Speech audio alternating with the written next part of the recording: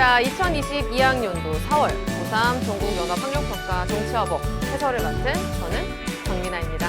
자, 우리 총평을 통해서 선생님이랑 전반적인 문제 난도, 우리가 앞으로 어떤 식으로 정치화법을 공부해야 될지에 대한 내용 전달해드렸고요. 선생님 본격적인 해설 강의에서는 그냥 바로 1번부터 해설 출발해보도록 하겠습니다.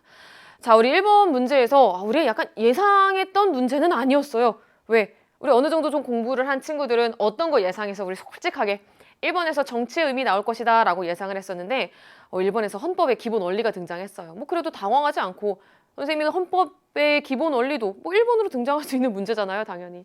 정치의 의미가 1번에서 등장을 하는 게 늘 그랬던 건 아닌 거죠. 막 확률상 높을 뿐이었지? 뭐 이런 식으로 이런 문제가 등장할 수도 있었습니다. 그냥 당황하지 말고 문제 쓱 풀면은 어렵지 않은, 난도 높지 않은 문제였습니다. 되셨죠? 들어가 볼게요. 자, 우리 관련 헌법 내용 볼게요. 자유가 조화를 바탕으로 자유민주적 기본 질서를 확고해서 정당한 그 목적, 조직과 활동이 민주적이어야 하며 라는 내용을 통해서 가는 무엇임을 우리가 알 수 있는 거예요. 자유민주주의라고 하는 거를 찾아낼 수 있는 거죠. 두 번째 보도록 하겠습니다. 안으로는 국민 생활의 균등한 향상을 기하고 모든 국민은 인간다운 생활을 할 권리를 가진다라는 점을 통해서 어떤 기본 원리? 그렇지. 복지국가의 원리. 뽑아낼 수 있습니다. 되셨나요? 여기까지? 1번 바로 들어가 보자. 자, 우리 자유민주주의 원리에 따라서 사법권의 독립을 보장하고 있다. 자, 우리 자유민주주의 원리의 키포인트가 뭐였지? 국민의 자유와 권리 보장.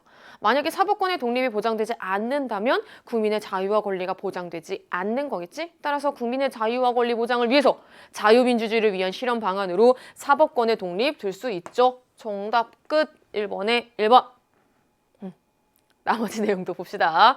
자, 우리 자본주의 발달에 따라 사회 불평등이 심화되면서 강조된 거는 가가 아니라 복지국가의 원리인 나에 해당이 되는 거겠죠.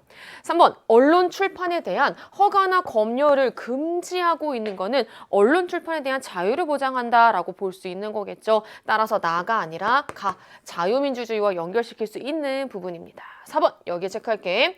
개인의 경제활동에 대한 국가의 적극적인 개입의 근거가 되는 거는 어떤 내용이었죠? 가가 아니라 나에 해당하는 내용이었죠? 나와 달리라고 되어 있잖아. 복지국가의 원리에 대한 내용이었습니다.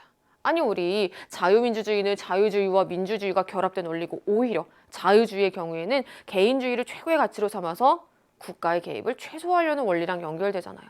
어쨌거나 이 설명은 어디랑 연결돼? 복지국가의 원리와 연결이 되는 내용이었습니다. 5번 살펴보도록 하겠습니다. 자, 우리 5번이 최근에 수능에서 기출된 적이 있었었죠. 우리 5번 선제 잘 기억합니다. 여기다 체크할게. 법률 제정 및 정책 결정의 기본 방향을 제시하는 거. 가일까 나일까?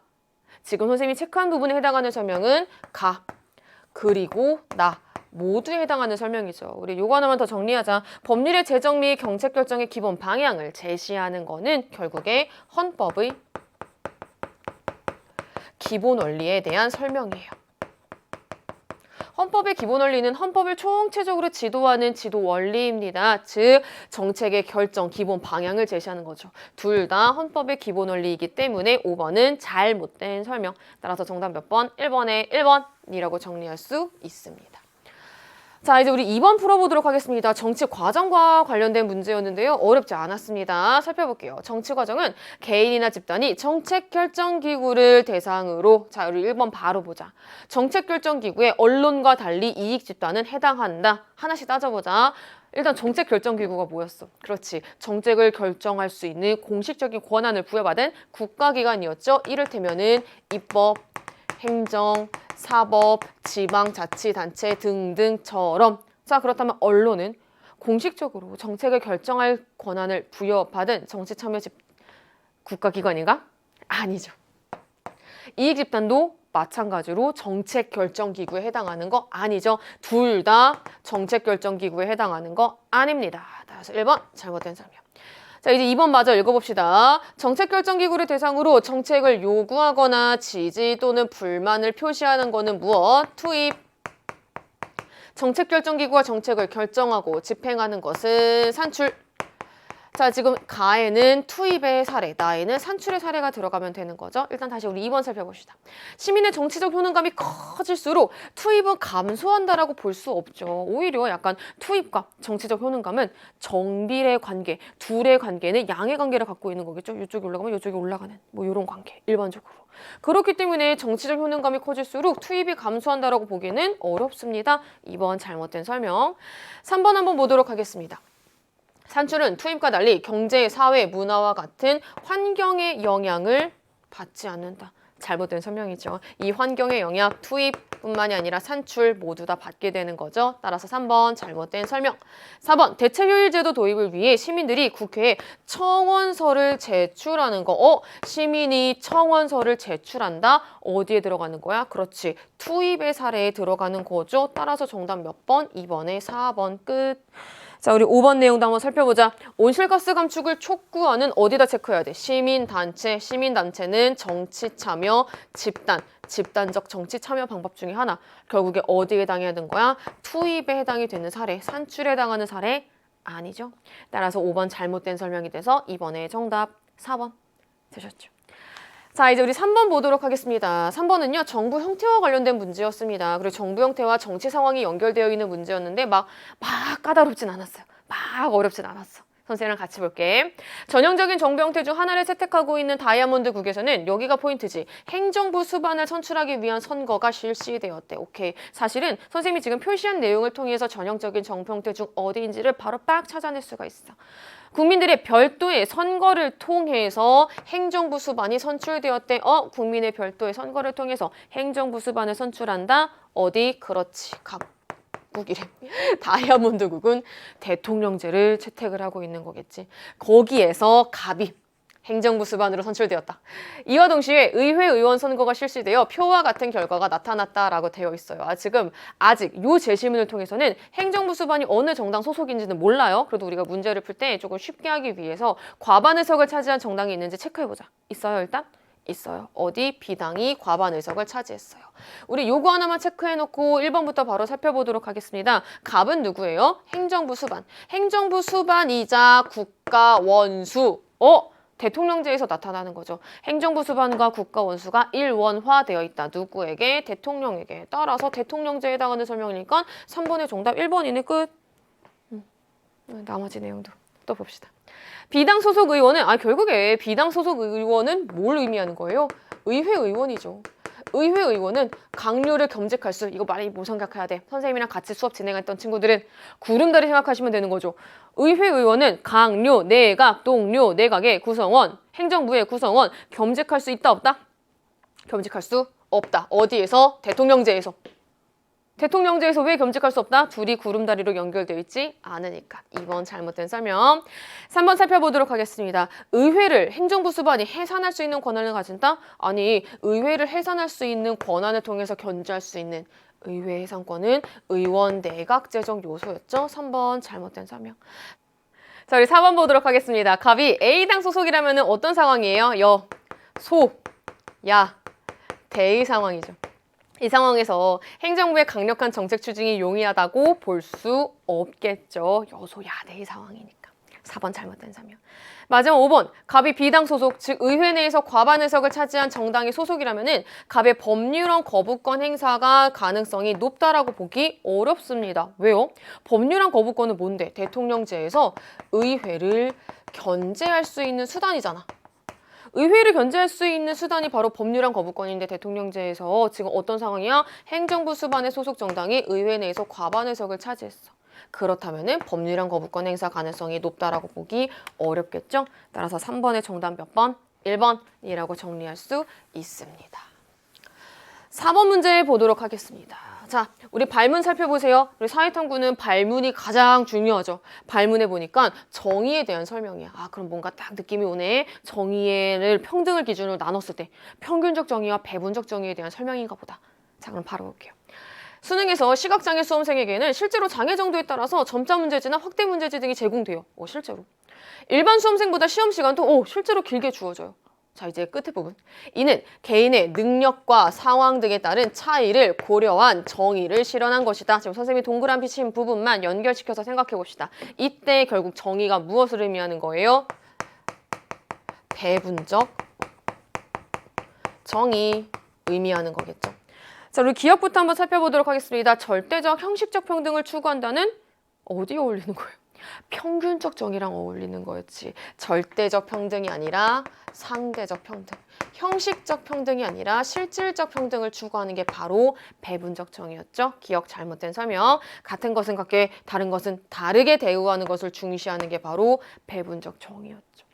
디귿. 소득에 따라서 세율을 차등 적용하는 것은 같은 건 같게 다른 거는 다르게 대우하는 요 배분적 정의의 사례로 들 수 있겠죠.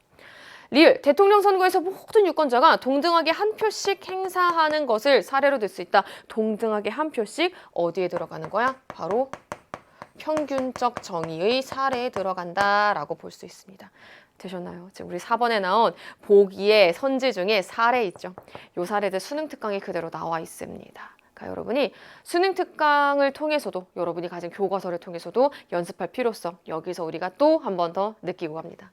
따라서 4번의 정답 몇 번? 니은, 디귿에 해당하는 3번 이라고 정리할 수 있습니다. 자, 우리 1면의 마지막 문제 5번 살펴보도록 하겠습니다. 5번도 그렇게 난도 높지 않았습니다. 전략적으로 풀 수 있는 부분이었어요. 의회에서 동그라미법 개정안에 대한 논의가 이루어지고 있다. 지난 선거에서 공천을 통해 의회 의원을 가장 많이 배출한 A는 그럼 단서 조항 중에서 어디? 정당. 공약 실천을 위해 개정안 통과에 힘쓰고 있대요. 여기가 이제 또 포인트네. B는 누구래? 공익 실현을 추구하는 B는 법률 개정을 통해서 국민 복지에 한 걸음 다가갈 것이라면 지지를 표명했다라고 되어 있습니다. 그럼 나머지 단서 조항 중에서 B는 어디에 해당이 되는 설명일까요? 그렇죠. 시민단체에 해당하는 설명이겠죠. 반면 여기가 포인트지. 소속 회원의 이익 실현을 위해. 소속 회원의 이익 실현을 위해서 설립된 C는 어디가 되는 거야? 이익 집단. 됐나요? 우리 ABC 정했다. 1번부터 보자. 정당은 시민단체와 달리 자신의 활동에 대한 정치적 책임을 지죠. 우리 이제 옳은 거 찾아야 되죠. 정답 1번. 끝. 전략적으로 빨리 풀었어야 돼. 자, 이제 우리 2번 봅시다. 시민단체는 이익집단 관리 특수한 이익 실현을 추구한다. 특수한 이익 실현을 추구하는 것은 오히려 이익집단인 C에 해당이 되는 설명이겠죠. 2번 잘못된 설명. 3번 봅시다. 정부와 의회를 매개하는 역할을 한다. 당정협의회를 통해 어디예요? 바로 정당인 A에 해당하는 설명이겠죠. 근데 A와 달리 잘못된 설명. 자, 우리 요거 너무 많이 나왔던 선지 중에 하나이지. 정치 사회화 기능을 수행하는 건 어디예요? 정당, 시민단체, 이익집단 모두에 해당할 수 있는 설명이었죠. 자, 우리 마지막 5번 살펴보도록 하겠습니다. 대의제의 한계를 보완하는 역할을 한다라고 되어 있는데 이 부분도 우리 평가원 선지, 학력평가 선지 등에서 너무 자주 나왔던 내용입니다. 우리 평가원 선지, 학력평가 선지를 바탕으로 정리해보면은요. 지금까지 시험 문제 나왔을 때 대의제의 한계를 보완하는 역할 어디에서 담당합니까? 시민단체와 이익집단에서 담당하는 거였죠. 따라서 5번은 잘못된 설명이 되는 겁니다. 되셨나요? 여기까지. 자, 우리 이렇게 해서 선생님이랑 5번 문제까지 풀어봤습니다. 5번의 정답 1번으로 마무리했고요. 이제 우리 2면으로 한번 넘겨보도록 하겠습니다. 자, 우리 2면의 첫 번째 문제 이렇게 등장하고 있는데요. 이거 뭐지? 약간 좀 생소한데? 법률 재개정 절차, 헌법 개정 절차가 나오면은 이렇게 그 절차와 같은 내용이 나와야 되는데 왜 이게 나왔을까? 이런 패턴의 문제가 평가원 단위 시험에서 기출된 적이 있었습니다. 네, 그때보다는 사실 난도가 좀 더 낮아요. 쉽게 풀 수 있어요. 그때보다는. 하지만 어쨌거나 그때와 같은 패턴으로 문제가 한 번 더 이번에 등장했습니다. 어렵지 않고 선생님을 연습 한번 해봅니다. 갑국의회에서는 헌법 개정안 및 동그라미 법률안을 논의 중에 있대요. 갑국의 헌법 및 법률 개정 절차는 여기가 포인트야. 우리나라와 동일하대요. 각국의 의회 재적 의원은 300명이고 이제 우리 단서 조항을 조금만 체크할게. 각 의원들은 의회 의결 시 모두 출석해서 투표하고 기권과 무효표는 없대요. 의결 과정에서 이러이러한 변화는 없고요. 정당별 의석률은 표와 같다라고 되어 있어요. 여러분이 문제를 풀 때 사실은 의석률인 이 퍼센테이지만 보고도 어느 정도는 좀 풀어낼 수 있지만 조금 더 정확하게 맞추려면요. 아직 여러분의 좀 상황에서는 이거를 의석수로 바꾸는 게 조금 더 정확해요. 그 여러분이 조금 더 정확하고 더 빠르게 푸실 수 있는 방법입니다. 선생님이 얘를 지금 의석률로 나와 있잖아요. 의석수로 한번 변환시켜 보도록 하겠습니다. 전체 의석수는 300석이죠. 그럼 A당은 결국에 300석 중에 44%를 가져가게 되는 거니까 132석을 가져가고 B당은 72석을 가져갑니다. C당은 51석, D당은 27석, E당은 18석을 가져가게 되는 거죠. 의석수로 변환시켜 놓고 한번 문제 풀어보도록 하겠습니다.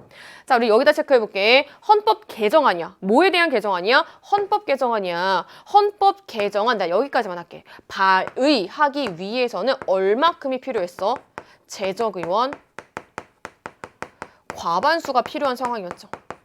재적의원 과반수가 헌법 개정안을 발의할 수 있었잖아. 근데 A당과 E당을 합치면은 얼마가 나와? 150명이 나와. 재적의원의 과반수면 선생님 150 아닙니까? 라고 할 수 있는데, 자, 우리 그 당시에 평가원 문제에서도 그렇고 이번 합평 6번 문제에서도 그랬고요. 포인트는 의외로 요 단어야. 과반수. 어디 갔어? 과반수. 자, 우리 과반수의 의미가 뭐예요? 절반이에요? 과반수는요, 이번 기회에 확실하게 정리합시다. 절반이 아니에요. 정확히는 과반수는 절반을 초과하는 숫자예요. 이해되셨어요? 결국에 절반을 초과하는 숫자에 미칩니까? 절반을 초과하는 숫자에 미치지 못하기 때문에 발의할 수 없습니다. 기억 잘못된 설명. 과반수의 의미를 알아야지 정확하게 풀 수 있었던 문제. 자, 우리 니은 살펴보도록 하겠습니다. 헌법 개정안이 발의된 경우에는 A, C, 2당 소속 의원들만 모두 찬성한다면은 가결될 수 있다. 헌법 개정안의 국회 의결 정족수는 어떻게 됐었죠? 재적의원 3분의 2 이상의 찬성이 필요한 상황이었죠. 자, 우리 A, C, 그리고 2당 소속 의원들만 모두 찬성한다면 재적의원 3분의 2 이상을 넘기기 때문에 가결될 수 있겠죠. 니은, 옳은 설명. 자, 이제 우리 디귿 넘어가 보도록 하겠습니다. 이번에는요, 니은과 관련된 상황이에요. 법률안. 자, 우리 법률안의 발의. 자, 우리 법률안 제안 몇 명이 할 수 있어요? 국회의원 10인 이상이 할 수 있었죠. 이거를 퍼센트만 보고 그냥 문제를 풀었던 이런 친구들도 있는데, 이게 의석수로 바꾸고 나면 눈에 조금 더 잘 들어오죠. D당 소속 의원들만으로 헌법 개정안이 아닌 법률안 발의할 수 있습니다. 왜? 10인 이상이 필요한데 지금 10인 이상이잖아. 되셨죠? 디귿 옳은 설명. 마지막 리을 보도록 하겠습니다. 이 법률안이 본회의에 상정될 경우에 B, C, D당 소속 의원들이 모두 반대하면은 가결되지 않고요. 부결돼요. 자, 이거 왜 그런지 선생님이 하나씩 살펴보도록 하겠습니다. 자, 일단 본회의에 상정됐어요. 본회의 의결 종족수 어떻게 됐었어요? 재적의원 법률안이야. 법률안 재개정에 대한 본회의 의결 종족수. 재적의원 과반수의 출석과 출석의원 과반수의 찬성으로 의결되는 거죠. 자, 근데 여러분 잘 보세요. 지금 어디예요? B, C, D예요. B, C, D당 소속 의원들이 모두 반대를 하는 상황입니다. 그럼 다 더하면은 B, C, D당 하면은 여러분 얼마큼 나와요? 그렇죠. 150 나오죠. 근데 여기가 은근히 포인트예요. 모두 출석했대. 자, 300명이 모두 출석하는 거야. 그리고 300명의 과반수가 찬성을 해야지 의결이 되는 건데 이미 지금 150명이 반대하는 상황. 그럼 가결되지 않고 부결되는 거겠죠. 따라서 6번의 정답 몇 번? 니은, 디귿에 해당하는 3번이라고 정리할 수 있습니다. 되셨나요? 여기까지. 자, 이제 우리 7번 문제 한번 살펴보도록 하겠습니다. 근대 민법의 기본 원칙에는 A, B, C가 있다. 어렵지는 않았던 문제였습니다. A는 개인의 사유재산권에 대한 절대적인 지배를 인정하고 국가 또는 다른 개인이 이에 대하여 함부로 간섭하거나 제한할 수 없다는 원칙이다. 자, 그럼 A는 뭐가 될까요? 그렇죠. 사유재산권 존중의 원칙이 되는 거겠죠. 자, 이제 우리 B 한번 살펴보도록 하겠습니다. B는 개인이 자신의 의사에 따라서 상대방과 자율적으로 법률 관계를 형성할 수 있다라고 하는 원칙, 사적 자치의 원칙입니다. 물론 우리 읽지 않아도 C가 과실 책임의 원칙인 거 알겠지만 그래도 읽어봅시다. C는 개인이 다른 사람에게 가한 손해에 대해서는 그 행위가 위법할 뿐만 아니라 고의 또는 과실이 있는 경우에만 책임을 진다라는 원칙, 과실 책임의 원칙. 자, 이 세 가지 원칙들이 근대 민법의 원칙이 수정이 되었습니다. 그럼 가는 무엇이 될까요? 그렇죠. 소유권, 공공, 복리의 원칙. 나는요? 그렇죠. 계약, 공정의 원칙. 다 보도록 하겠습니다. 과실, 책임의 원칙은 그렇죠. 무과실, 책임의 원칙으로 되셨나요, 여기까지? 자, 그럼 기억부터 한번 살펴보도록 하겠습니다. 가는 개인 간 자유로운 계약 체결 보장을 위해 수정된 원칙이다라고 되어 있는데 잘못된 설명이죠. 왜요? 지금 가는 뭔데요? 소유권 공공복리의 원칙이죠. 따라서 기억 잘못된 설명. 되셨죠, 여기까지?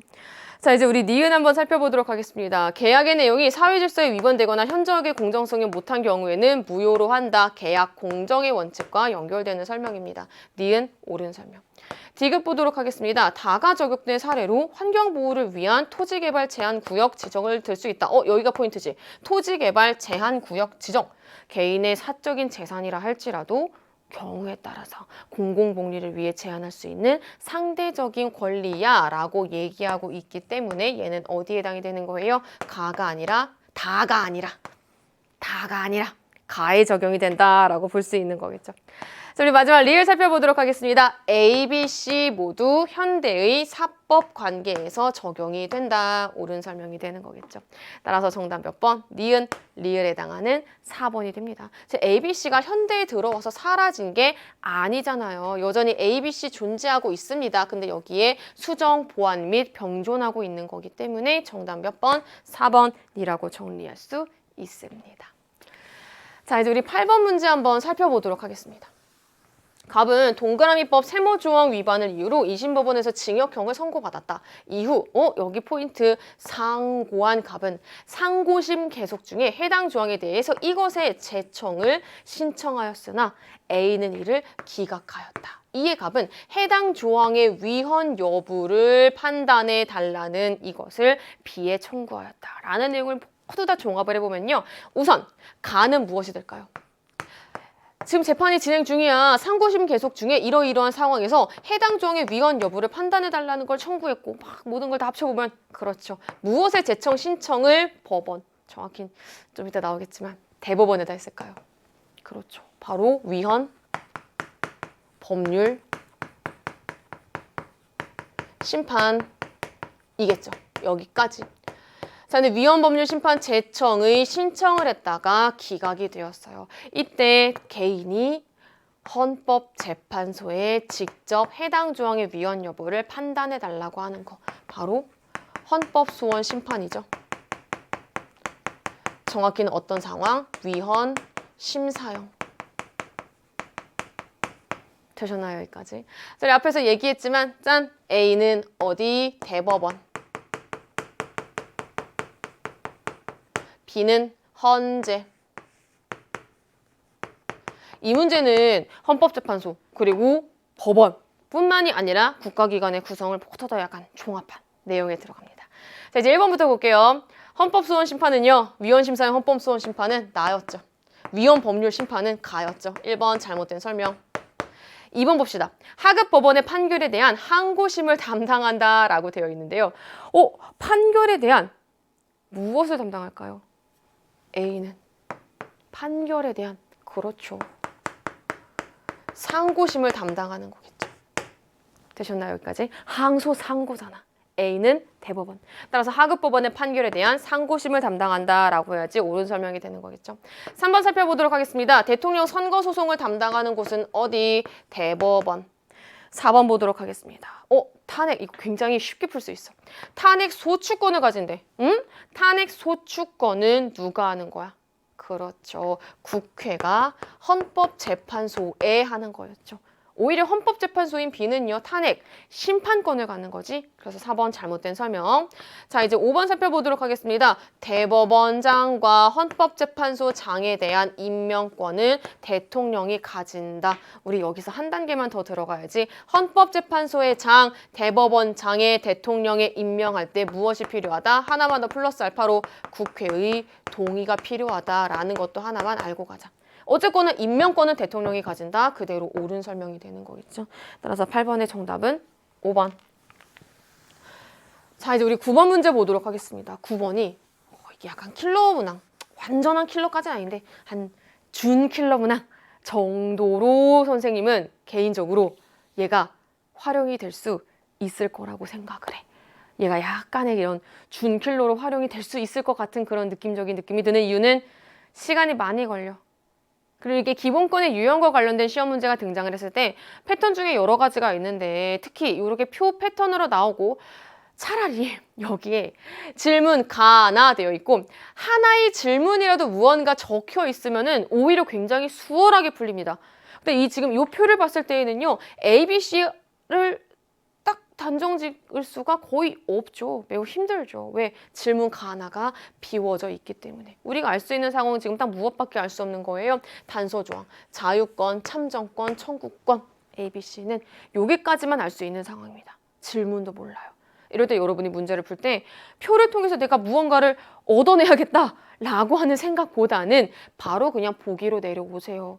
되셨죠? 같이 해봅시다. A가 자유권이면 넣어볼게. 나에 넣어볼게. 국가의 정치 과정에 참여할 수 있는 능동적 권리인가? 들어갈 수 없어요. 왜? 나의 여러분이 이 질문 넣어봐. 국가의 정치 과정에 참여할 수 있는 능동적 권리인가의 예라고 답한다라는 거는 참정권이 되어야 되는 거잖아. 참정권. 근데 지금 A는 자유권이면 이라고 되어 있잖아. 아, 그러면은 조건과 내용이 맞지 않는 거죠. 따라서 기억 잘못된 설명. 되셨죠? 자, 이번엔 니은 살펴보도록 하겠습니다. B가 청구권이면은 마찬가지 방법으로 해볼게. 이번에 가에다가 넣어보자. 다른 기본권을 보장하기 위한 수단적 절차적 권리인가 내 청구권. 여기에 내라고 답하는 건 청구권이겠지. 그러니까 니은은 어떻게 돼? 들어갈 수 있어. 이 질문은. 따라서 니은 옳은 설명. 되셨죠?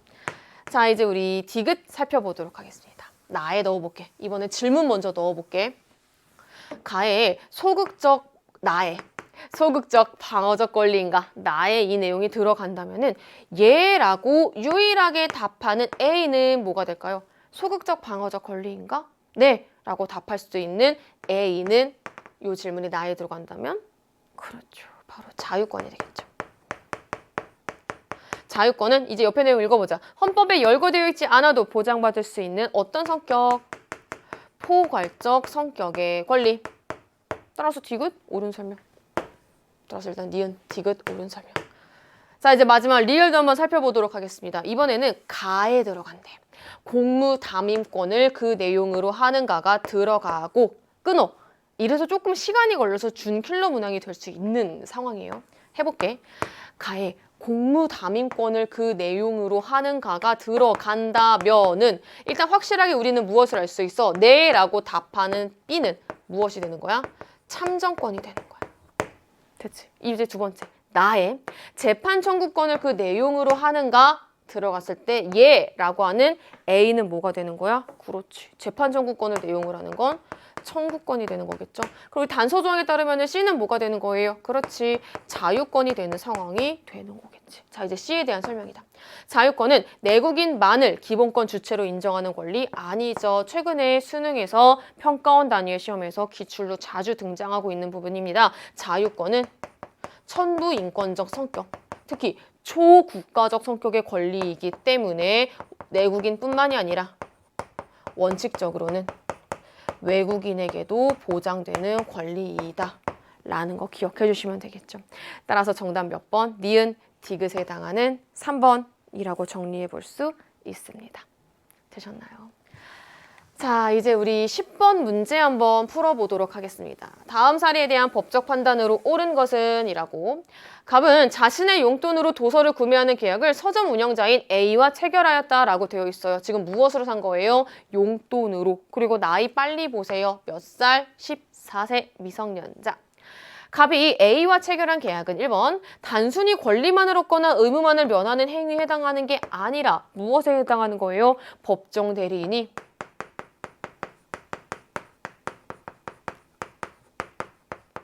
범위를 정하여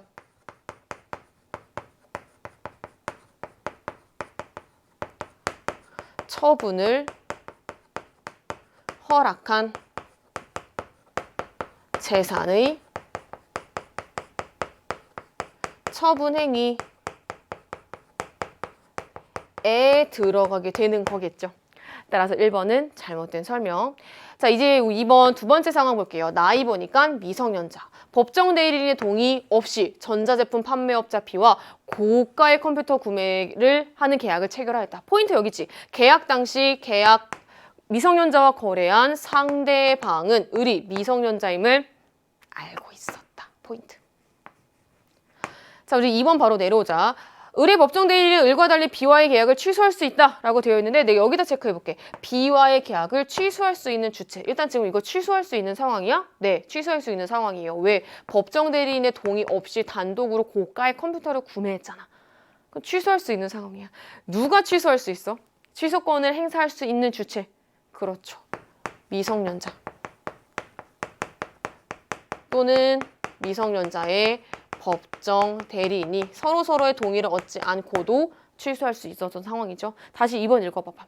을의 법정 대리인은 을과 달리 B와의 계약을 취소할 수 있다? 아니죠. 법정 대리인, 미성년자 모두 또는 두 경우 다 취소할 수 있는 주체에 해당이 되는 겁니다. 따라서 2번 잘못된 설명이 되는 거고요.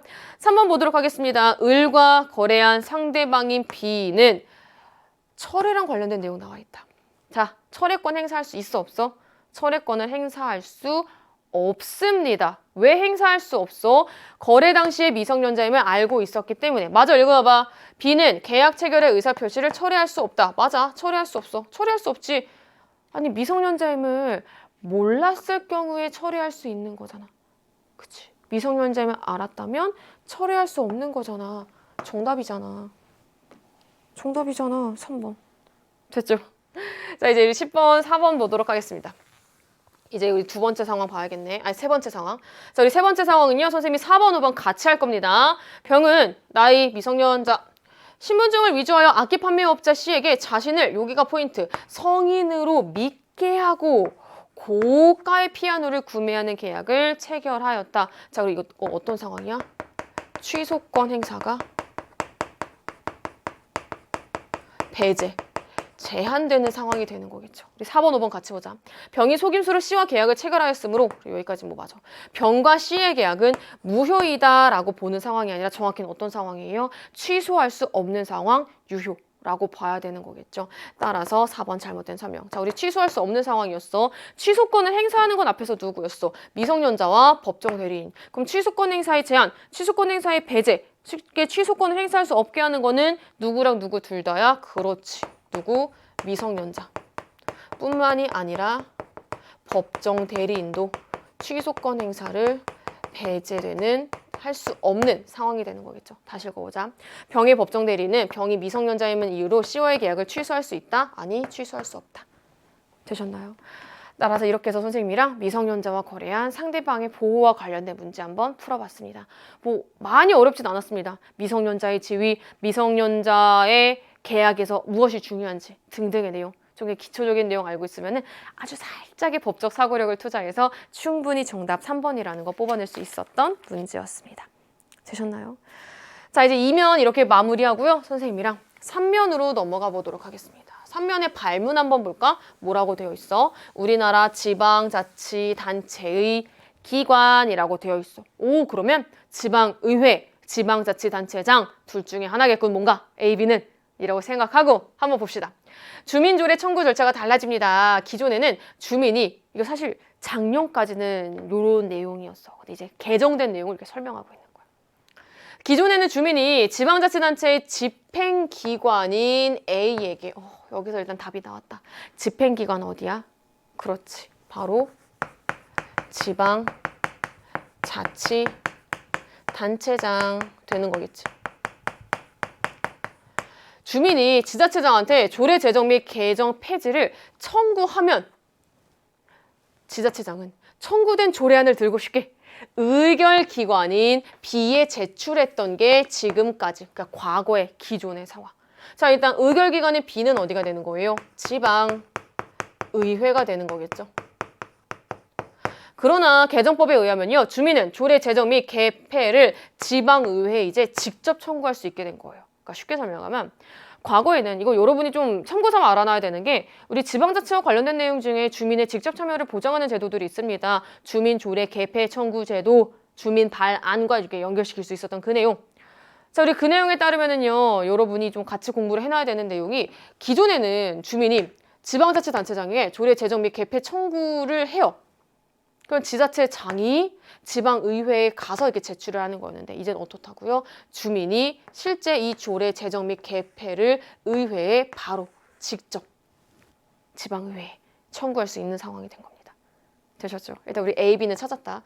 결국 11번 문제는 무엇을 묻는 거야? 지방자치단체장과 지방의회의 권한을 비교하는 문제였습니다. 전통적으로 지방자치단체와 관련돼서 자주 나왔던 부분이었죠.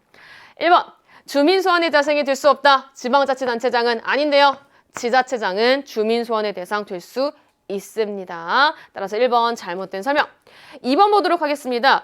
지방자치단체를 대표하고 그 사무를 총괄하는 거는 누구였어요? 지방자치단체장인 A에 해당하는 설명이 되는 거겠죠.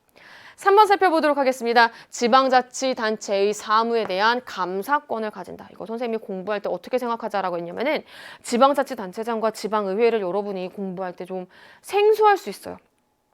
지방자치단체의 종류뿐만이 아니라 기관, 권한이 생소하게 느껴질 때에는 어떻게 연결시키자? 지방의회는 국가 전체 중앙정부로 따져봤을 때는 입법부, 지방자치단체장은 행정부와 연결시키자. 그걸 조금 공부하기 수월하다. 자, 그래서 국정감사권과 약간 비슷하게 결을 갖는 지방자치단체의 사무에 대한 감사권 누가 갖는 거야? 국정감사 및 조사를 국회에서 가지는 입법기관에서 가지니까 B가 갖는 거겠죠. 됐어요. 따라서 B와 달리 잘못된 설명이네. 됐죠? 4번 보도록 하겠습니다. 법령 및 조례의 범위 안에서 규칙 제정권을 가진다. 규칙 제정권을 가지는 건 누구의 권한이었어요? 바로 지방자치단체장인 A의 권한이었죠. 근데 A와 달리라고 되어 있으니까 잘못된 설명. 마지막 5번 살펴보도록 하겠습니다. B는 A가 편성한 예산안을 심의 확정한다. 지방자치단체장이 편성한 예산안의 심의 확정. 이거 우리 재정과 관련된 흐름 중에서 중앙정부, 국가기관 공부할 때. 예산안의 심의 확정, 심의 의결 어디의 권한이었어요? 입법기관인 국회의 권한이었죠. 마찬가지입니다. 결국 입법기관인 지방의회에서 예산안의 심의 확정이 이루어지는 겁니다. 따라서 정답은 몇 번? 옳은 것은 5번이라고 정리할 수 있습니다. 자, 여러분 혹시나 11번 문제를 틀렸다면은 아마도 조심스럽게 예측하는데 둘 중에 하나일 겁니다. 1번, 아직 지방의회를 공부하지 않았다. 물론 지방의회가 대단원, 3단원의 중단원의 마지막 내용이긴 하지만 어쨌거나 그래. 여기 안 했다. 안 할 수도 있지. 빨리 해야 돼. 그러면 하세요. 얼른 해. 그리고 두 번째 케이스. 했는데 대충 했다. 이거 틀릴 거예요, 아마도. 조심스럽게 예측한다. 근데 만약에 맞췄는데 내가 어떻게 하다가 몰라서 대충 몇 개 이렇게 건너뛰고 맞췄다. 제발 다시 공부해 주세요. 지금이 기회예요, 여러분. 지금 11번 문제가 났을 때 선생님이 총평할 때도 여러분에게 얘기해드렸습니다. 우리가 공부할 개념을요. 꼼꼼히 다시 한번 되짚을 수 있는 아주 절호의 찬스예요. 정말 이번 4월 학평이. 따라서 여러분 수능 특강 펴고 여러분이 공부했던 개념 교재 펴고 교과서 펴고 해당되는 내용 봐서 이 문제랑 연결시켜 가면서 한 번 더 공부를 진행 꼭 해주세요. 정리되셨죠? 이제 지방의회와 지방자치단체장과 연결시켜서 조금 더 디테일한 내용들이 이렇게 등장을 하는 겁니다. 오히려 이 내용보다 더 디테일한 내용까지도 이제 등장할 수 있어요. 4월 학평을 통해서 연습하셔야 됩니다. 되셨죠? 자, 이제 우리 12번 들어가 보도록 하겠습니다. 12번은 형사 절차와 관련된 부분입니다. 만약에 이 내용을 좀 꼼꼼하게 어느 정도라도 공부를 했던 친구들은 어렵지 않게 풀었을 거예요, 솔직히. 근데 만약에 또 11번과 비슷해. 이 부분 틀렸다. 또 둘 중에 하나지 뭐. 공부 안 했다. 이 부분은 대단원 5단원에 중단원 2단원에 해당이 되는 부분인데 얼른 하세요. 시험에서 2문제 이상 출제가 됩니다. 2문제 이상? 맥시멈 2문제까지 출제가 됩니다. 요 중단원에서만 얼른 하세요. 그리고 두 번째, 하긴 했다. 근데 틀렸다. 이건 정말 100% 개념의 빈틈이야. 왜냐면은 형사절차 부분뿐만이 아니라 형사절차에서의 인권보장제도 이분이 내용이 정말 어마어마하게 많아요. 선생님도 개념 강의를 할 때 이 부분만 거의 많게는 2시간 반까지 거의. 그렇기 때문에 이 부분도 막 많고 내가 하긴 했는데 기억이 안 날 수도 있어. 사실. 맞아. 억울할 수도 있겠다. 꼼꼼하게 했는데 그땐 되게 잘한다고 열심히 복습도 했는데 다른 거 공부하다 보니까 머릿속에서 살짝 지워졌을 수 있어. 그럼 또 몇 번을 말하지? 절호의 찬스. 빨리 형사절차 펴고 형사절차에서의 인권보장 펴고 다시 내가 개념의 빈틈 찾아서 형광펜으로 그 해당되는 개념 교재라든지 수능 특강에다 꼭 체크하세요. 내가 그때 4월 합평 때 틀렸구나. 이런 식으로 등장하는구나 라고. 개념의 빈틈 나올 때마다 정리해 주셔야 돼요. 되셨죠? 이제 진짜 들어갈게. 음주운전을 했다고 의심되는 갑에게 경찰관이 수차례 음주 측정 요구를 하였으나 갑이 이에 응하지 않았대요. 이후 수사를 받고 기소된 갑의 형사재판 결과 법은 형의 선고를 유예했고 해당 판결이 확정되었대요. 을은 음주운전을 하다가 갓길에 주차된 차량을 들이받았고 주차된 차량에 타고 있던 병은 전체 사주에 상해를 입었다. 이후 수사를 받고 기소된 을의 재판 결과 법원은 징역 1년에 집행유예 3년을 선고하면서 준법 운전 강의 수간 40시간을 명하였고 해당 판결이 확정되었다라고 정리되셨죠. 자, 이제 1번부터 보도록 하겠습니다. 갑은 기소됐어요. 기소된 후에는 갑에게는 무죄 추정의 원칙이 적용되지 않는다. 잘못된 설명이죠. 선생님, 형사 절차에서의 인권 보장은 무엇이 제일 중요하다? 두 글자. 시점. 자, 요거 한번 체크해보자. 무죄 추정의 원칙. 우리 무죄 추정의 원칙은 언제까지 적용이 되는 거였어? 그렇지. 유죄 판결이 확정되기 전까지는 무죄 추정의 원칙이 적용이 되는 거야. 그러니까 기소된 후에는 일단 뭐 무죄 추정의 원칙은 적용됐었겠지. 그렇기 때문에 수사 과정뿐만이 아니라 형사재판, 공판 단계에서도 적용되는 원리입니다. 1번 잘못된 설명. 2번 들어가 보도록 하겠습니다. 을은 유예기간 동안 일정한 범죄를 저지르지 않으면 면소된다. 이거는 무엇과 무엇을 비교해야 돼? 요 내용을 비교해야 되는 거죠. 을은 지금 집행유예 선고받았고 해당 판결이 확정되었어요. 그 말은 일정한 범죄를 저지르지 않고 해당 기간이 경과하면은 면소되는 것이 아니라 형 선고의 효력이 상실되는 거였죠. 따라서 2번 잘못된 설명이 되는 겁니다. 되셨죠? 자, 이제 우리 3번 한번 살펴보도록 하겠습니다. 병은 범죄 피해자 구조제도를 통해 을에게 손해배상을 받을 수 있다라고 되어 있는데 이 부분 여러분이 꼼꼼하게 공부해야 돼요. 이거 왠지 그래야 될 것 같아. 이게 조금만 공부했던 친구들도 그래 병 전체 사주 상해 입었네. 그럼 을한테 이렇게 해서 손해배상 받아야겠네 라고 생각할 텐데 이 부분을 여러분이 다시 공부할 수 있는 절호의 찬스입니다. 들어가 볼게요. 범죄 피해자 구조 제도가 뭐였냐면요. 바로 이겁니다. 범죄 행위로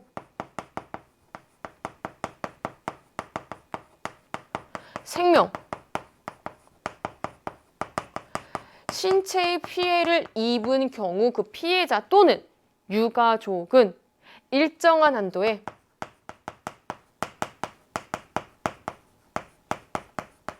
구조금을 받을 수 있습니다. 어느 경우에 가해자로부터 배상받지 못하는 경우에 일정한 한도의 구조금을 받을 수 있는데 선생님 그러면은 3번 정답 될 수 있는 거 아니에요? 지금 범죄 행위로 신체의 피해 입었고 그리고 일정한 한도의 구조금 이거 옳은 설명 아니에요? 잘 봐요. 일단 다른 거 다 제치더라도 범죄 피해자 구조제도는요. 범죄 행위로 생명 또는 신체의 피해를 입은 경우 그 피해자 또는 유가족은 가해자로부터 배상받지, 보상받지 못하는 경우에 일정한 한도의 구조금을 여기가 포인트야. 국가로부터 받을 수 있는 거예요. 이해되셨어요? 그래서 3번은 잘못된 설명이 됩니다. 되셨죠? 여기까지. 자, 우리 요 3번 선지와 연결시켜서는요. 평가원 단위의 시험에서 문제로 등장한 적이 있습니다. 그때는 약간 변호사랑 상담을 하는 그런 상황으로 등장한 적이 있었어. 그때에도 비슷한 선지가 한번 등장하고 있고요. 이 내용을 통해서 우리에게 나름 공부해야 되는 방향성은 뭐다? 좀 꼼꼼하게 해야 된다. 형사 절차의 인권 보장은. 되셨나요? 자, 이제 우리 4번 보도록 하겠습니다. 여기도 꼼꼼하게 공부해야 될 내용 중에 하나지. 바로 이거 지우자. 자, 여기다 체크할게. 형사보상. 을과 달리 갑은 형사보상을 청구할 수 있다. 둘 다 구속된 상태에서 수사를 받았다면 이라고 되어 있어요. 요거 정리하자. 형사보상 청구는 언제 할 수 있는 거야? 그렇지. 구속이 되어야 돼. 일단 조건. 그 두 번째 조건. 억울해야 돼. 일단 갑과 을은 두 가지 조건을 다 충족했는지 한번 살펴보자. 구속됐어? 여기 4번 선지에서 구속 상태에서 수사를 받았대. 구속된 적이 있어. 억울해? 갑 지금 선고유예가 확정되었어. 유죄야 무죄야? 이걸 기억해야 돼. 그렇지. 선고유예는 유죄 카테고리 안에 들어가는 거였지. 두 번째. 을은 집행유예 판결이 확정되었어. 집행유예 유죄야 무죄야? 어느 카테고리 안에 들어가? 그렇지. 유죄 카테고리 안에 들어가는 거지. 그럼 억울해 안 억울해? 둘 다 억울하지 않아. 둘 다 유죄의 상황이야. 즉 무죄 판결이 확정되어야 돼. 그래야지 형사보상을 청구할 수 있는데 둘 다 어떤 상황이야? 유죄 판결이 확정된 상황이야. 정리되셨죠? 여기까지. 따라서 형사보상 둘 다 청구할 수 없다. 마지막 5번 보도록 하겠습니다. 갑은 지금 그냥 선고유예 판결이 확정되었어. 하지만 을은요. 집행유예를 선고하면서 준법운전 강의 수강 40시간을 명하여야 돼. 수강 명령과 같은 보완처분이 을에게 보완처분 부과된 거죠.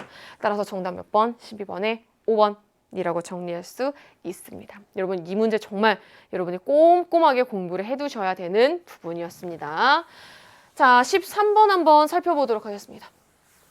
범죄 성립과 관련된 내용이에요. 교사가 이렇게 얘기해. ABCD 행위에 대해서 범죄 성립 여부를 댓글로 답해볼까요? 라고 되어 있어. 온라인 학습인가 보다. 온라인 수업 기간인가 봐. 정치화법 학습방에 이렇게 올라와 있어. 이제 애들이 막 이렇게 댓글을 달았네. 한 단씩 해보자. A는 나이 12살. 12살이면 누구? 형사. 미성년자. 공원에 세워져 있는 타인 소유의 자전거를 훔쳤대. 자, 형사 미성년자의 행위는 형사 미성년자 행위는 범죄로 성립해야 하네. 범죄로 성립하지 않아요. 이제 우리 그 이유 찾자. 왜 성립하지 않아? 범죄가 성립하려면 무엇을 충족해야 돼? 구성요건, 해당성, 위법성, 책임을 다 성립이 돼야 되는데 이 상황은 무엇이 조각돼? 그렇죠. 바로 형사 미성년자의 행동이기 때문에 책임이 조각되는 거죠.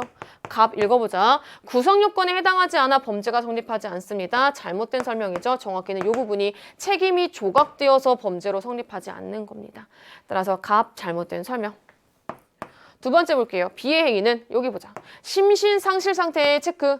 행인을 폭행해서 전체 사주에 상해를 입혔대. 심신상실 상태에서 이렇게 범죄를 저지른 경우, 범죄를 저지른 경우, 이런 행동을 한 경우 범죄로 성립해야 하네. 범죄로 성립하지 않습니다. 그 이유 뭐다? 그렇지. 책임 조각. 따라서 B의 행위는 범죄가 성립하지만 성립하지 않습니다. 책임이 강경될 수 있습니다. 아니죠. 1도 잘못된 설명. 3번 살펴보도록 하겠습니다. 이번에 세 번째. C는 회의에 늦지 않게 운전 중 신호 위반을 하다가 횡단보도를 건너는 행인을 치어 중상을 입혔대. 이거 뭐야? 본인이 그냥 회의에 늦지 않기 위해서 신호 위반을 한 거야. 범죄로 성립해 안 해. 이건 범죄로 성립해. C. 회의. 다. 종합해 왔을 때. 구성요건 해당돼. 위법성 해당돼. 책임 해당돼. 그럼 뭐야? 범죄 성립. 되셨죠? 자, 이제 우리 병 한번 살펴보도록 하겠습니다. C의 행위는 위법성이 조각되어. 얘들아, 우리 위법성이 조각되는 상황 어느 상황이 있었어? 정당행위, 정당방위, 긴급피난, 피해자의 승낙, 마지막으로는 자구행위. 그 어떤 거에도 들어가지 않아. 책임 조각 사유도 해당하지 않아. 따라서 범죄로 성립하는 거야. 병 잘못된 설명. 자, 이제 우리 정 보도록 하겠습니다. D는 자녀의 생명에 대한 위해를 방어할 방법이 없는 협박에 못 이겨. 회사 공금을 협박범에게 송금하였다. 구성요건에 해당이 돼. 위법성에도 해당이 돼. 하지만 책임이 조각되는 상황. 따라서 범죄로 성립해야 하네. 범죄로 성립하지 않아. D의 행위는 책임이 조각되어 범죄가 성립하지 않습니다. 정답. 정은 정답. 마지막 5번. ABCD 행위 중 범죄가 성립하는 행위는 없습니다. 아니 무슨 소리예요? 범죄가 성립하는 경우 있습니다. C의 행위. 따라서 정답 몇 번? 옳은 것은 4번 정의 옳게 답변을 잘 달았어요. 되셨죠? 자, 이제 우리 14번 한번 살펴보도록 하겠습니다. 기존의 전자금융거래법과 관련된 내용이 막 쭉 나와 있는데 여러분이 막 전자금융거래법, 막 접근매체, 전자금융거래에 사용되는 전자식 카드 및 비밀번호 이게 여러분은 아마도 막 큰 금전거래를 안 했기 때문에 도대체 이 접근매체가 무엇인지 사실 나도 알고 지금 이 상황에서 꽤 몇 명이 있거든. 이 상황에 있는 사람들 이게 뭔지 이렇게 팍 느낌이 와. 근데 여러분은 아직 막 이런 거랑 관련된 경험이 거의 전무할 거야. 근데 그렇다 할지라도 우리가 문제를 충분히 풀어낼 수 있습니다. 왜냐하면은요, 우리 문제를 풀어내는 좀 팁, 문제를 빨리 접근하는 방법 위주로 한번 봅시다. 죄형 법정 주의의 원칙, 파생 원칙과 관련된 내용이래요. 알겠다. 그럼 한번 들어가 보자. 대가를 받고 접근 매체를 대여하는 행위를 금지하였으나 개정된 전자금융거래법은 대가를 약속하면서 접근 매체를 대여하는 행위도 금지하고 있대요. 아, 그래 앞으로 약속받고 하는 것도 안 되는구나 라는 게 증명된 거래. 그렇더라도 이제부터 잘 봐. 개정되기 전에 이루어진 대가를 약속받고 접근 매체를 대여하는 행위를 대가를 받고 대여한 행위로 해석하는 것은, 그래서 처벌하는 것은 이 원칙에 위배되는 거래요. 대가를 약속받은 건데 얘에 대해서 무엇을 적용한 거야? 다른 규정을 적용해서 처벌한 거야. 직접 규정한 법규가 없던 상황에서 비슷한 규정을 적용해서 불리하게 처벌하는 것은 안 돼. 뭐에 해당이 되는 거지? A는 유추해석 금지의 원칙에 해당이 되는 거겠죠. 1번부터 한번 살펴보도록 하겠습니다. 1번은 범죄와 형벌이 법률에 명확히 기재되어 있어야 된다. 명확성의 원칙이죠. 1번 잘못된 설명. 2번 범죄와 형벌 사이에 적정한 균형이 유지되어야 된다. 비례성의 원칙과 관련된 설명이 되는 거죠. 따라서 2번 잘못된 설명. 3번 살펴보도록 하겠습니다. 범죄와 형벌은 국가가 적법하게 제정한 성문법에 규정이 되어야 있어야 된다. 성문 법률주의, 관습형법, 금지의 원칙이 되는 거죠. 3번 잘못된 설명. 4번 볼게요. 법률에 규정이 없는 사항에 대해서 유사한 규정을 적용해서 처벌해서는 안 돼. 유추해서 금지의 원칙. 14번의 정답은 4번. 되셨나요? 마지막 5번. 범죄와 형벌은 행위 당시의 법률에 규정되어 있어야 하고 행위 후에 제정된 법률로 소급해서 처벌할 수 없다. 형법 효력, 소급, 금지 원칙. 됐나요? 따라서 5번 잘못된 설명이 돼서 정답은 몇 번이 되는 겁니까? 바로 14번에 가장 적절한 것은 4번. 이렇게 되는 거겠죠. 자, 이제 우리 15번 살펴보도록 하겠습니다. 선생님은 개인적으로 15번이 킬러 문항이라고 생각을 해. 그러니까 이 부분이 킬러 문항일 수 있는 이유는 대단원 5단원에 중단원 3단원의 내용 중에서 가장 어려운 내용이야. 우리가 근로계약서가 나왔을 때 이 부분이 근로계약, 근로기준법에 어긋나는지 않지, 어긋나는 게 아닌지, 그러니까 잘 준수하는지 이거를 따져보는 거는 좀 수월하게 할 수 있는 편인데 난 개인적으로 중단원, 3단원에서 이게 어려운 내용이라고 생각을 하거든. 특히 부당노동행위, 부당해고의 구제 절차와 관련해서 여러분의 법적 사고력을 요구하는 거. 근데 이 부분은 반대로 얘기하면은 좀 어느 정도 나왔던 패턴들이 정해져 있어. 그 패턴에 맞춰서 여러분이 생각하는 연습만 구조화시켜 놓으면은 충분히 앞으로도 풀어낼 수 있습니다. 우리 생각하는 연습의 구조화 2번 사월학평 15번 문제를 통해서 한번 해보도록 하겠습니다. 네모회사 사장 갑은 네모회사에서 근무하던 A는 자신이 소속된 노동조합이 주도하는 쟁의 행위에 참가하였고 사장인 갑은 해당 쟁의행위가 업무 방해 행위에 해당한다며 A를 해고했대. A는 동그라미 지방노동위원회에 구제 신청을 하였고 또 어떤 구제 신청했는지는 옆에서 조금 설명이 더 나와 있어. 동그라미 지방노동위원회는 여기 잘 봐봐. 부당해고 구제 신청은 인용하고 부당노동행위 구제 신청은 기각했대. 아, 그러면은 A는 두 개 했나 보다. 부당해고에 대해서도 구제 신청하고 부당노동행위에 대해서도 구제 신청했나 봐. 근데 동그라미 지방노동위원회가 뭐라고 결국에는 결정을 내린 거야? 부당해고 같아요 라고 하는 A의 신청에 대해서 받아들이는 거야. 부당해고 같아요 라고 한 거에 대해서 받아들였어. 그래, 부당해고 맞아요 라고. 반면에 부당노동행위 같아요 구제해주세요 라고 했는데 아니에요 돌아가세요 라고 한 거야. 그거는 무슨 뜻이야? 부당 노동 행위 같습니다. 구제해 주세요 라고 하는 A의 신청을 기각했다. 부당 노동 행위 같아요. 아니야, 돌아가. 결국 부당 노동 행위 아니야 라고 한 거겠죠. 이해됐어요? 요거를 여러분이 찾는 연습을 좀 해주셔야 돼요. 그 구조화를 시켜줘야 돼. 됐지? 자, 이제 우리 그 다음 상황 볼게요. 이에 불복한 A와 갑은 재심 신청을 하였고, 자, 이제부터 잘 봐. 왜 재심 신청을 한 건지 A와 갑이. 자, 부당해고 같아요 라고 했을 때는 이에 대해서 누가 불복했을까요? 부당해고 같다니. 아니, 이게 왜 부당해고 같다는 거야? 우리는 정당한 해고의 요건과 절차를 모두 다 지켰어. 이게 왜 부당해고라는 거야? 어이없네. 이게 부당해고라니 말도 안 돼 라고 불복을 하는 주체는 사장인 갑이 되는 거겠죠. 요거를 찾는 연습해 주셔야 돼. 그리고 두 번째, 부당 노동행위가 아닙니다 라고 하는 거에 대해서는 누가 불복했을까? 아니, 이게 부당 노동행위가 아니면 뭐가 부당 노동행위인데 라고 A가 불복을 했겠죠. 됐어요. 그러니까 A와 갑은 재심 신청을 하였고, 이 별거 아닌 한 줄에서 여러분이 사고하는 내용을 뽑아줘야 돼요. 무엇에 대해서 불복을 했을지. 이해되셨죠?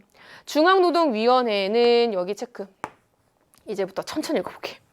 부당해고 구제에 관한 동그라미 지방노동위원회의 판정은 취소하고, 부당노동행위 구제에 대한 재심 신청은 기각했대. 됐어요? 봐봐. 그러면 부당해고 구제에 대한 동그라미 지방노동위원회의 판정을 취소했으면은 중앙노동위원회는 뭐라고 결정을 내린 거야? 이 판정을 취소했다라고 되어 있으니까 부당해고 아닙니다 라고 한 거야. 이해됐어요? 그리고 두 번째, 부당노동행위 구제에 관한 재심 신청.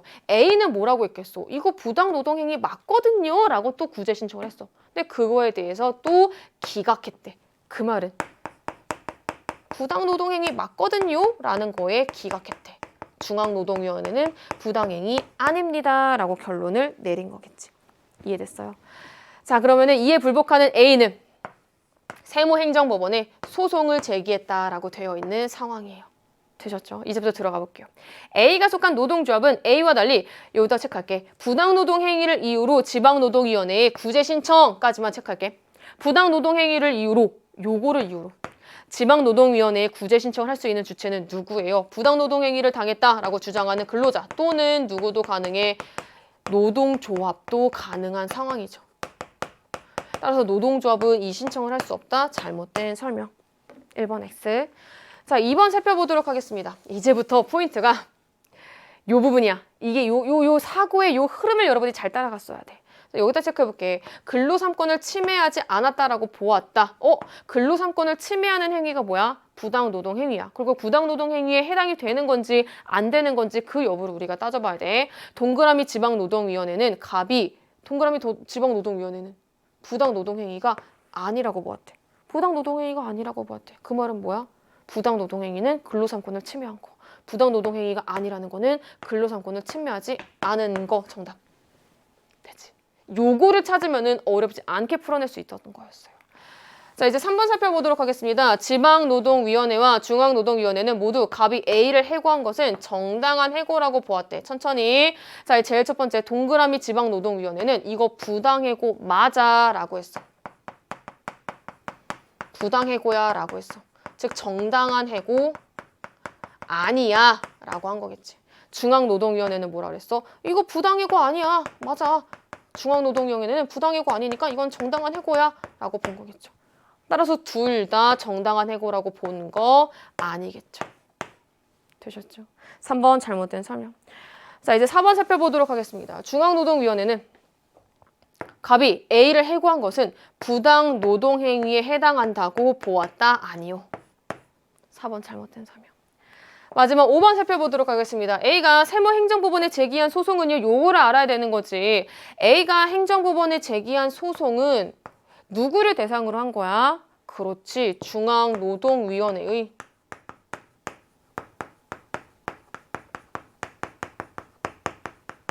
재심 판정에 취소를 구하는 소송이야.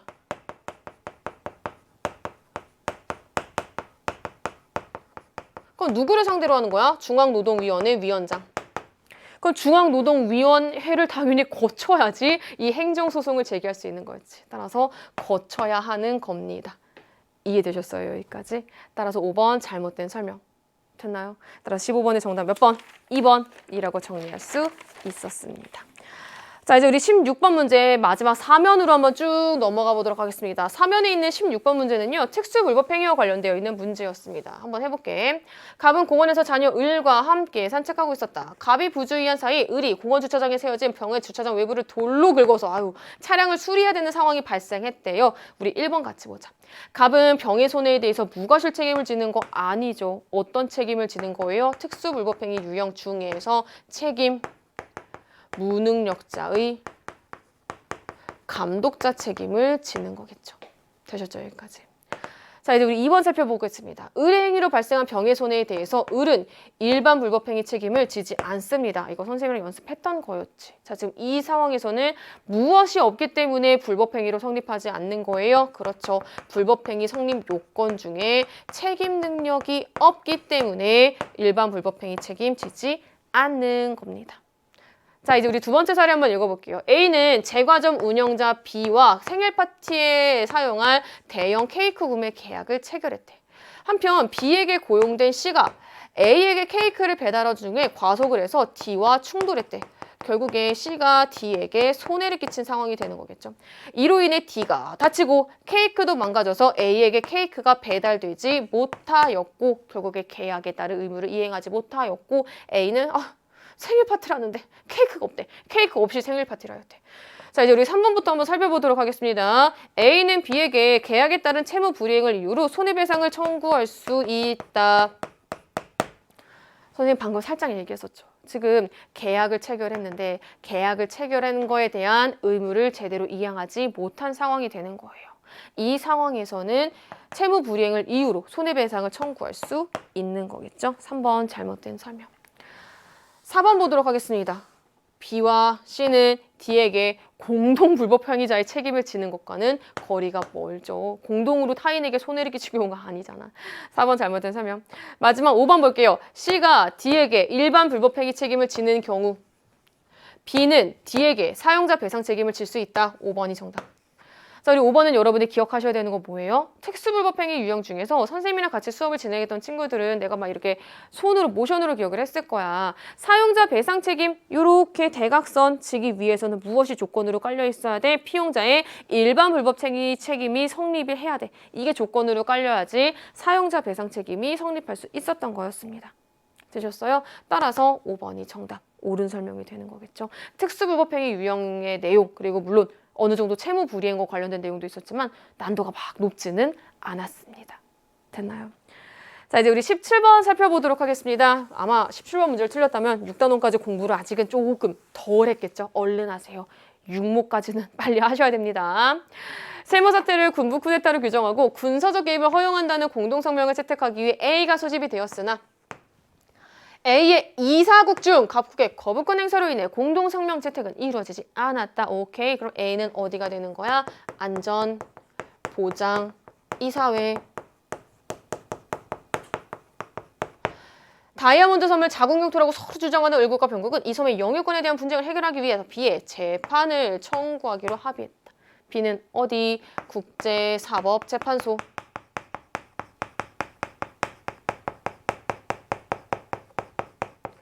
자, 1번부터 보도록 하겠습니다. A는 모든 회원국이 참여하는 최고 의결 기관은 어디가 되는 거예요? 바로 총회가 되는 거겠죠. 됐나요? 2번 보도록 하겠습니다. A에서 각국은 실질사항을 제외한 안건에 대해서만 거부권을 행사할 수 있다라고 되어 있는데요. 안전보장이사회에서 각국은 이사국이죠. 일단 요 상황. 실질사항을 제외한 안건에 대해서만 거부권을 행사할 수 있다고요? 아니죠. 이게 무슨 뜻이야. 실질사항에 대해서 이에 대해서 거부권을 행사할 수 있는 거지. 절차사항이 아닌 실질사항에 대해서는 상임이사국의 거부권 행사가 허용이 되는 상황이 되는 거죠. 따라서 2번 잘못된 설명. 3번 볼게요. 국제사법재판소의 재판 당사자는 국가만 오로지. 3번 잘못된 설명. 이 순간 국제기구 봤을 때 선생님 뭐였더라요? 6단원에서 국가도 되고 국제기구도 되는 거. 그건 조약의 체결 주체. 조약의 체결 주체가 둘 다 되는 거였지 재판 당사자, 국제사법재판소의 재판 당사자는 국가만 오로지 가능합니다. 됐지? 4번. 국제사법재판소는 국적이 모두 다른 15명의 재판관으로 구성이 된다. 그대로 옳은 설명. 마지막 5번. 안전보장이사회는 5개의 상임이사국과 여기까지 맞아. 비상임이사국 10개로 구성이 되지. 10개의 비상임이사국까지는 맞아.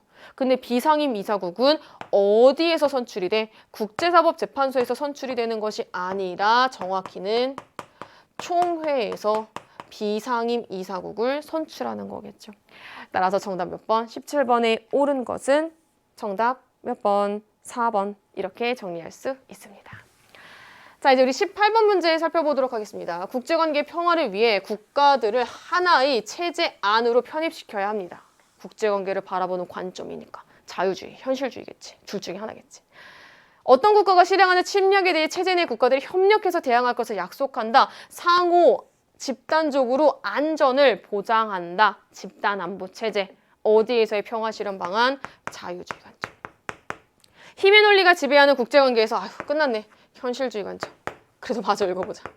국가가 힘의 균형을 유지하는 것이 중요합니다. 국력 증강, 공동의 정해등한 동맹 등의 방법을 통해서 우월한 위치에 놓여 있는 것을 방지해서 서로 공격할 수 없는 상황을 만들어서 안전을 보장해야 됩니다. 현실주의 관점.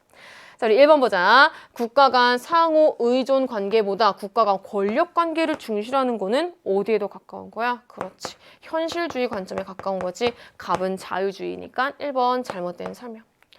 2번도 보도록 하겠습니다. 냉전체제에서의 군비 경쟁, 바로 국력 증강 등등을 위해서 힘의 균형을 맞추는 거죠. 요 나라에서 군비를 이만큼 증강했어? 우리도 그만큼. 저 나라에서 요만큼 더 증강했어? 콜! 우리도 받고 요만큼 더. 그래야지 힘의 균형이 이루어지니까 라고 보는 관점은 바로 현실주의 관점에서의 평화 실현 방안이 되는 거겠죠. 우리 관점은 현실주의니까 18번의 정답 2번. 됐나요? 자, 우리 3번 살펴보도록 하겠습니다. 국제법을 통한 국가 간의 분쟁 해결이 불가능하다라고 본다. 갑의 관점은 아니죠. 오히려 자유주의 관점에서는 국제법을 통한 분쟁 해결이 가능하다라고 보는 거겠죠. 3번 잘못된 설명. 4번 보도록 하겠습니다. 여기 개별 국가의 이익과 국제사회 전체 이익은 조화될 수 있다라고 보는 것은 바로 자유주의 관점에 해당하는 거겠죠. 갑의 관점과 달리 잘못된 설명. 마지막 5번. 국제기구를 통한 국제사회에서의 협력을 중시하는 것, 국제법, 국제기구, 국제사회에서의 여론을 중시하는 것은 바로 자유주의 관점에만 해당이 되는 설명이었죠. 따라서 정답 몇 번? 18번에 2번이라고 정리할 수 있습니다. 되셨나요? 여기까지. 자, 이제 우리 19번 보도록 하겠습니다. 갑과 을은 법률상 혼인해서 A를 낳았는데 성격 차이로 협의상 이혼하며 을이 A를 양육하기로 했대요. 이후 갑은 병과 법률상 혼인해서 B를 낳고 살면서 병의 자녀인 C를 친양자가 아닌 양자로 입양했대요. 지금 갑이 C를 여기다 체크. 친양자가 아닌 양자로 입양했대. 이거 우리 쉽게 뭐라고 표현할 수 있어? 일반 입양이라고도 표현을 하는 거죠. 어쨌거나 친양자가 아닌 양자. 한편 정은 을과 법률상 혼인하고 D를 낳고 살면서 누구를? A를 이번에는 친양자로 입양한 상황이라고 되어 있습니다. 우리 하나씩 1번부터 살펴보도록 하겠습니다. 갑과 을은 법원의 판결을 통해 혼인관계를 해소시키는 이혼을 했다. 판결을 통해 혼인관계를 해소시키는 이혼은 무엇이 되는 거야? 재판상 이혼이 되는 거지. 하지만 지금 상황은 협의상 이혼이잖아. 따라서 1번 잘못된 설명. 됐나요? 2번 보도록 하겠습니다. 정이 A를 입양한 후에도 갑과 A의 친족관계는 유지된다. 잘못된 설명이지. 왜? 갑과 A의 친족관계는 종료돼. 왜 종료돼? 왜냐면은 지금 정이 을과 법률상 혼인하면서 A를 친양자로 입양했대. 친양자로 입양했다라는 거는 갑과 A 종래에 원래 갖고 있던 친족관계, 즉 입양 전의 친족관계는 종료. 2번 잘못된 설명. 됐죠? 자, 우리 3번 살펴보도록 하겠습니다. 갑이 유한 없이 사망한 경우에 C는 B와 달리 갑의 재산을 상속받을 수 없다라고 되어 있는데 B와 C 모두 가능한 상황이 되는 거죠. 왜? 지금 갑은 병과 법률상 혼이 나면서 B를 낳고 살았대. 오케이. 그럼 B는 일단 상속받을 수 있어. 근데 C를 친양자가 아닌 양자로 입양했잖아. 그럼 이를 통해서 친자 관계가 형성이 되는 거기 때문에 B와 C 모두 상속받을 수 있는 게 되는 거겠죠. 3번 잘못된 설명. 4번, 갑이 전 재산을 특정 쟁단에 기부한다는 유효한 유언을 남기고 사망한 경우에 자, 우리 유류분 반환 청구, 유류분을 청구할 수 있습니다. 자, 이 유류분 청구는 누가 할 수 있는 거예요? 그렇죠. 법정 상속인이 쉽게 할 수 있었던 거였죠. 갑이 사망한 경우에 병은 유류분 청구할 수 있죠. 왜? 갑과 병은 법률상 혼인을 했기 때문에. 따라서 정답 몇 번? 4번. 마지막 5번. 정이 만약에 유언 없이 사망한 경우에는요. D의 법정 상속액은 A보다 많다라고 되어 있는데 D와 A의 법정 상속액은 같죠. 왜요? 지금 정은 을과 법률상 혼인하고 D를 낳고 살았어. 그리고 A를 친양자로 입양하였어. 그러면은 정은 A와도 친자 관계가 형성이 된 거겠죠. 결국에 직계 비속인 A와 D는 균등 상속, 입양 여부를 고려하지 않잖아. 따라서 균등 상속이기 때문에 상속액은 같아지는 거겠죠. 따라서 19번의 정답은 몇 번? 4번이라고 정리해 볼 수 있었습니다. 되셨나요? 여기까지. 자, 이제 우리 20번 문제 마지막 선거 결과 분석 한번 시작해 보도록 하겠습니다. 자, 우리 갑국의 의원은 지역구 의원 100인가 비례대표 의원 100인으로 구성되며 유권자는 지역구 의원 선출을 위해 후보자에게 한 표, 비례대표 의원 선출을 위해 정당에 한 표를 선출한대요. 행사한대요. 지역구 의원 선거에서 각 정당은 선거구별로 얘들아 여기 이제 포인트가 될 수 있다. 각 정당은 선거구별로 1인의 후보자만 공천하면 일단만 체크해봐. 각 선거구별로 여기다가도 체크. 선출되는 지역구 의원 수는 같다. 이 두 가지가 1번 선지를 푸는 키포인트가 될 거예요. 이제. 자, 그 다음.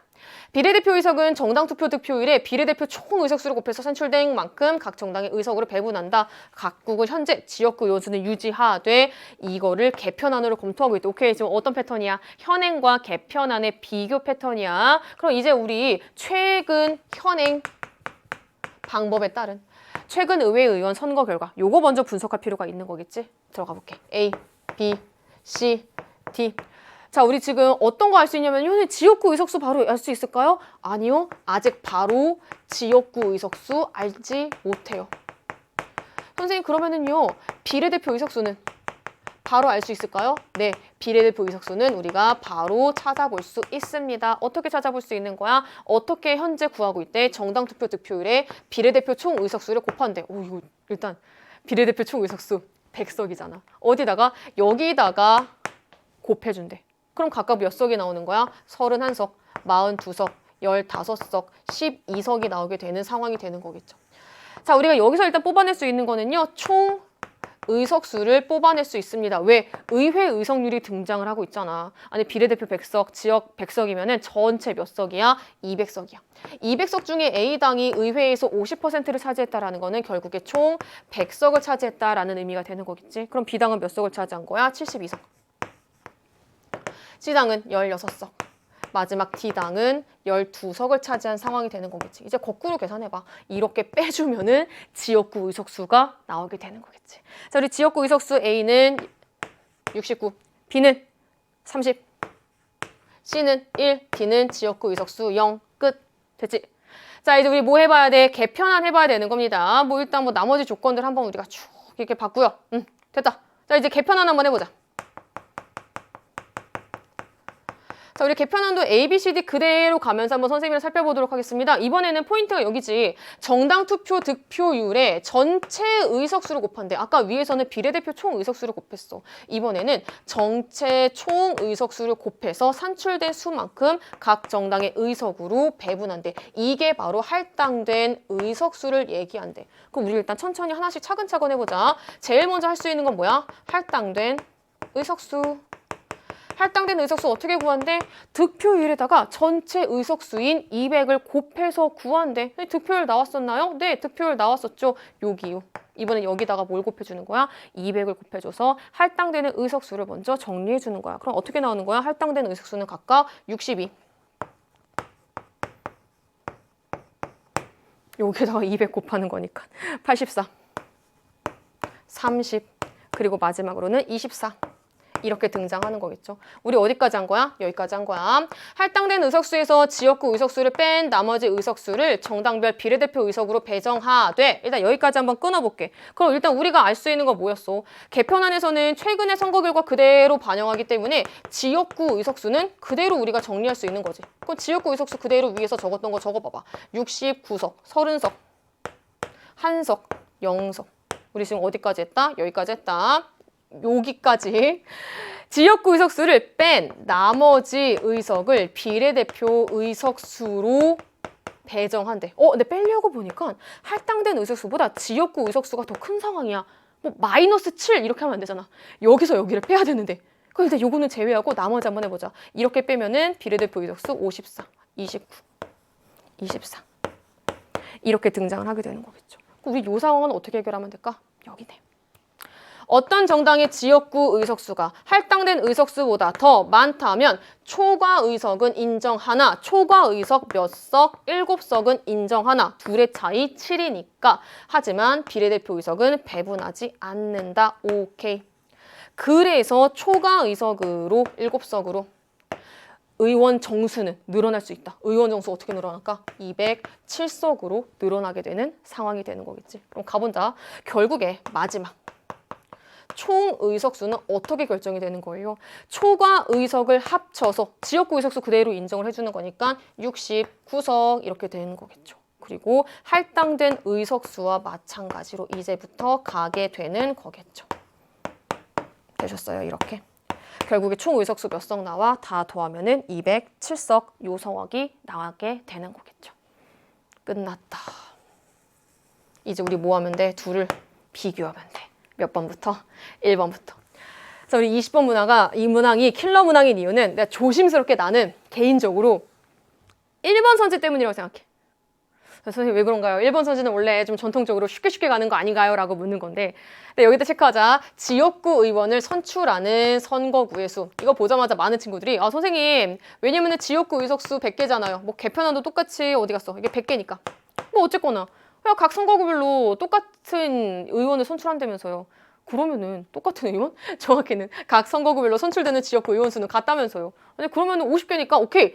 한 선거구당 2명씩 하면 딱 되겠네. 100명 되네. 라고 하는데 지금 요 나와 있는 내용 중에 그 어느 부분에 지역구 의원 선거에서 소선거구제인지 중대선거구제인지 나와 있습니까? 하나의 선거구에서 몇 명을 선출하는지에 대한 내용 나와 있습니까? 지금 요 내용에서? 어떤 내용을 찾아보더라도 나와 있지 않습니다. 선생님 그러면은 어떻게 알아야 되나요? 라고 묻는다면요. 자, 포인트는 요 숫자 첫 번째. 그리고 두 번째 포인트는 바로 여기입니다. 1인의 후보자만 공천한다. 여기가 포인트가 되는 거예요. 자, 첫 번째. 1인의 후보자만 공천한다 라는 표현은요. 우리 무소속 후보 없어요. A, B, C, D 당만 존재해요. 그럼 하나의 정당에서 어떻게 하는 거야? 한 명씩만 공천하는 거야. A당에서 2명의 후보를 막 내보내는 거 아니야. A당에서 1명, B당에서도 1명, C당에서도 1명, D당에서도 1명씩의 후보만 각각 내놓는 거야. 됐지? 1번. 그리고 잘 봐봐. 여기.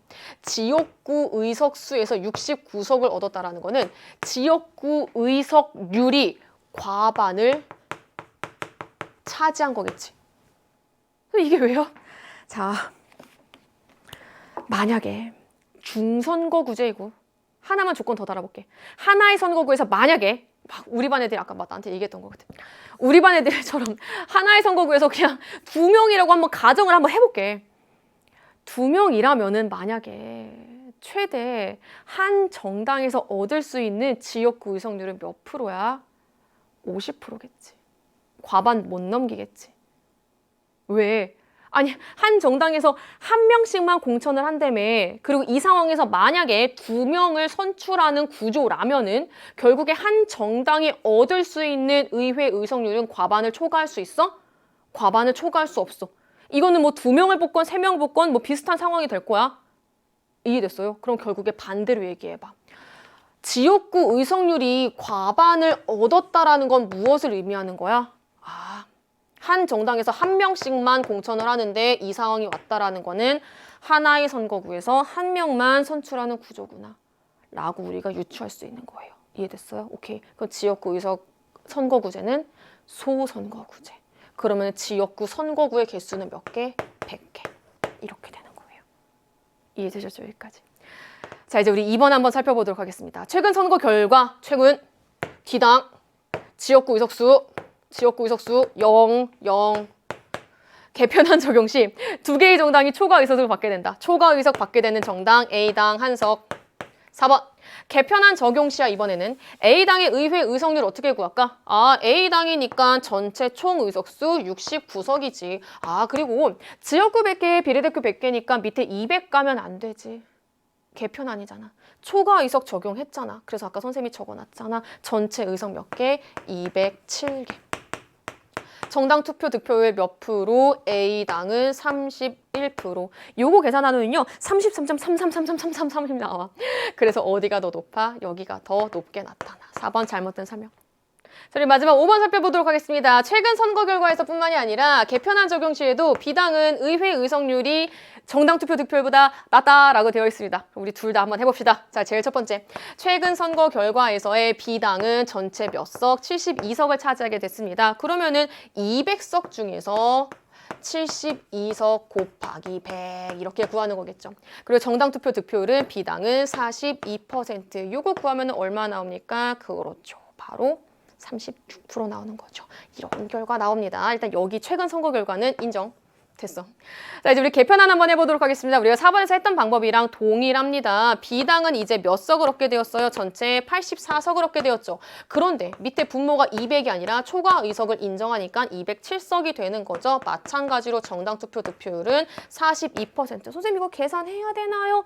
하면 좋지만 우리 시간이 없으니까 이렇게 한번 생각해 볼래?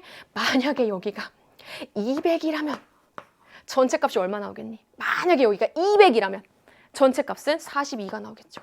자, 그런데 지금 이 상황에서 분모가 더 커졌습니다. 분모가 더 커졌다라는 거는 전체 값은 어떻게 될까요? 적어도 모르지는 모르겠지만 42보다는 작은 숫자가 뭔가 나오겠죠. 42보다는 작은 숫자가 나오게 될 겁니다.